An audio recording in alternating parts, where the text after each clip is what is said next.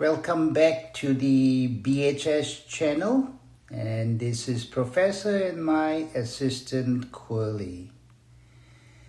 So in the last video we talked about, basically gave an overview of calcium. So here we will look at a process which involves calcium, and that's called calcification.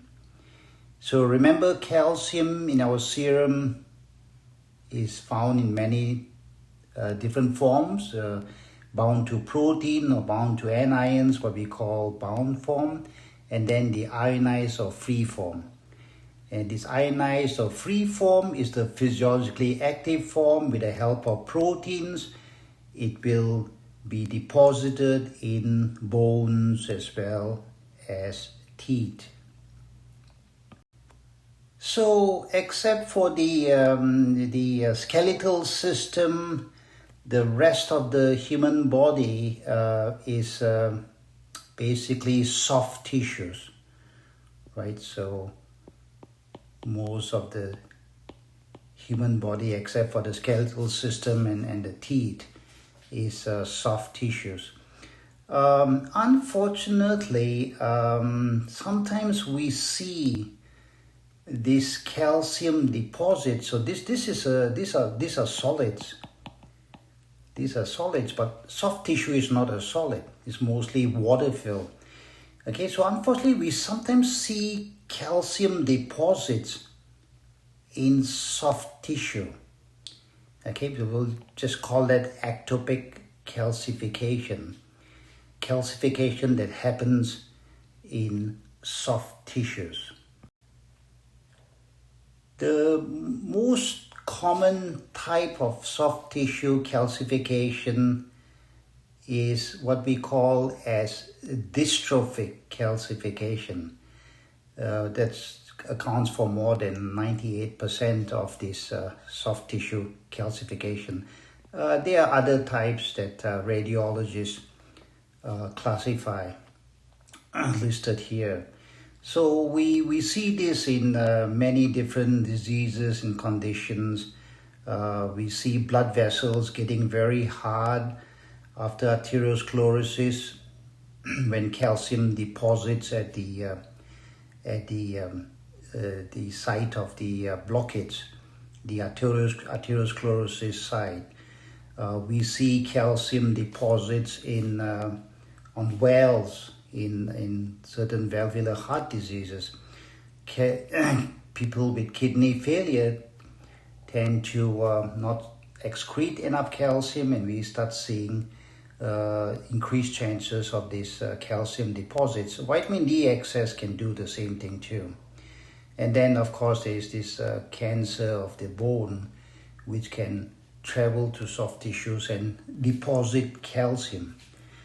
Okay, but the most common is, as I mentioned, is this dystrophic calcification. The molecular mechanism of dystrophic calcification is not clear yet, but it seems to involve repeated binding of calcium with phospholipids and phosphate ions, which then forms a seed or microcrystal, which then eventually leads to more deposition of calcium.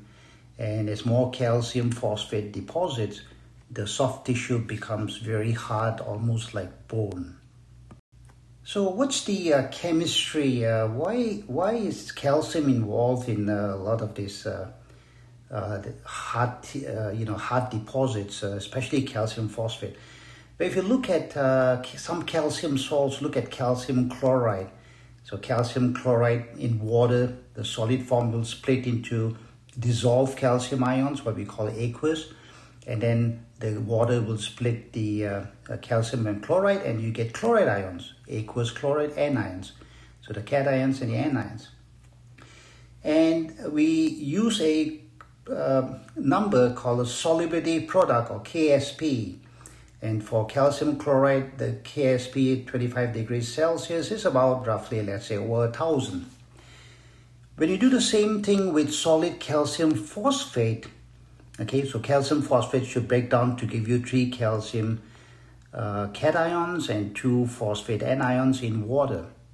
However, this reaction doesn't seem to like going in this direction. It's more in this direction. So if we look at the KSP for calcium phosphate, it's a very, very small number. You know, this is just roughly to give you an idea what the numbers are. We're talking about 10 to the minus 33, and for calcium oxalate, it's 10 to the minus 9 compared to more than 1,000 here. Okay, so basically certain calcium salts are very insoluble in water. Okay, and they tend to precipitate, or they tend to form solids. They tend to form calcium phosphate solids.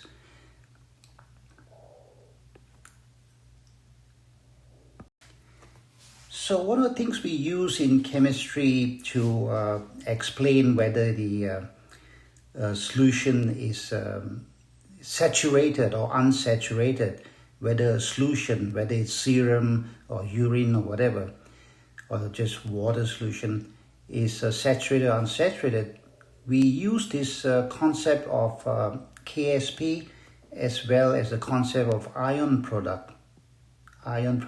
So KSP is at equilibrium. If you allow this reaction to reach equilibrium and then you measure the concentration of calcium and phosphate, and then you use these concentrations, plug the numbers here, you get the KSP. Okay, so if you use serum concentrations of calcium and phosphate, and let's put the Q in, because remember, serum concentrations are not at equilibrium. Okay, so the ion product doesn't have to be at equilibrium. So we can use serum concentrations, plug the numbers here, and a Q we get roughly about 10 to the power minus 15, 2.5 times 10 to the power minus 15, which is much higher than 2.1 times 10 to the power minus 33.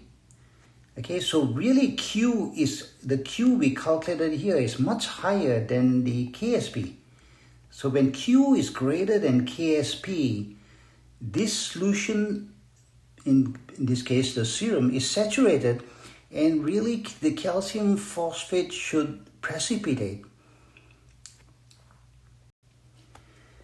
Well, if that's the case, then why are we not just basically bone and stone? And fortunately, the chemistry cannot be applied or directly to the biology. There are many different reasons. First of all, there are many different types of phosphate species in the body, in serum as well as in cells. There are different types of calcium species. As you know, some of the calcium is protein bound, some of it is bound to anions, other anions, and some is ionized or free. And of course, the protein concentration and the anion concentration changes from person to person and in different times.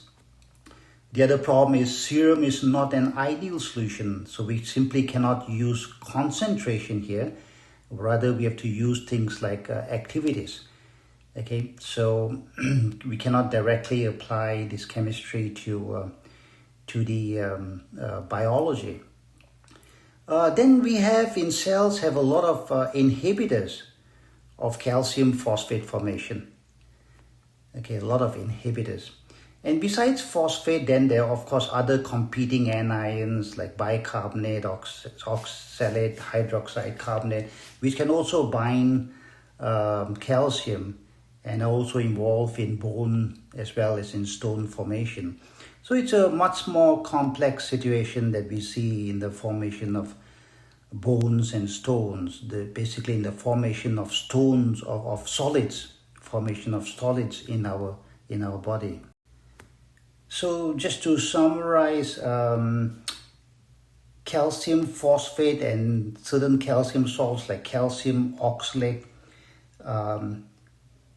tend to have a very low KSP, and that's why they tend to form solids.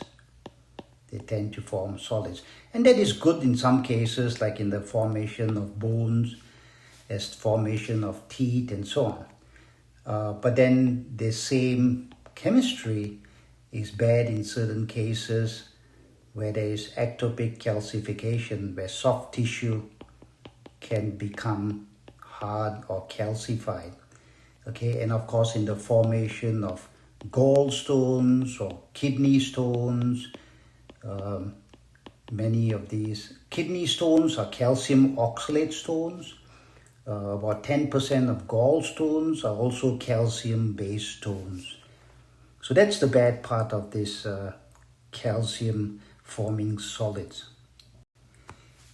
Before we leave this video, so just to remind you, so we have this phenomenon called dystrophic calcification, where damaged tissue that has been damaged, can be replaced by hard solid deposits of calcium phosphate or calcium salts. So this unwanted or bad property of calcium we see in a number of conditions. Besides these conditions, I would like to draw your attention to another condition, actually a genetic disease, where this is also a problem, the ectopic calcification, or basically the calcification that happens in soft tissues. This disease is called fibrodysplasia ossificans progressiva, or FOP, sometimes called the Stoneman syndrome. Stoneman syndrome. So individuals with FOP, they show abnormal bone deposition in areas of the body where bone is normally absent, such as skeletal muscles and connective tissue. So what happens is, during episodes of tissue injury and inflammation, bone becomes deposited in the affected connective tissue, and that eventually immobilizes the affected individual. And when the muscles of the respiratory system are affected or become calcified, then the person is unable to even breathe. So that's a genetic disease that is due to a defective receptor. This receptor is known as activin ACTI, activin receptor type 1A. So it's a protein. Receptors are proteins, that we'll see later. This is a protein for a signal, which is a bone morphogenetic factor. Okay, so it's a signal, it's basically a bone factor that stimulates cells to become bones. And because of this defect, the muscle tissue or the connective tissue starts becoming bone. Okay, so once again, all this is happening because of the ability of calcium salts to form solids. Okay, so that's the bad part of the calcium. So bone and teeth is good, but other calcification, stones and dystrophic calcification, and in this case, replacement of connective tissue with calcification is not good. Okay, thank you for joining us. We will hopefully see you in the next video.